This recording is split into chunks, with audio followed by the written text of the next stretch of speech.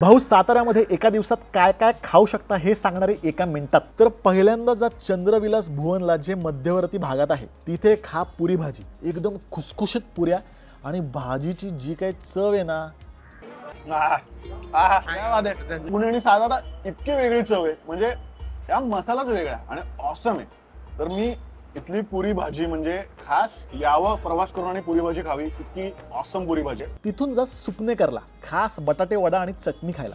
तर वडा तर जबरदस्तच आहे, पण चटणी अशी की चायला नुसती प्यावी। अशा पद्धतीचा वडा मी आयुष्यात कधी खाल्लेला नाही, मी उगाच सांगायचं म्हणून सांगत नाहीये। बेस्ट आहे हा प्रकारच, बेस्ट आहे, हा कुठेच मिळत नाही असा।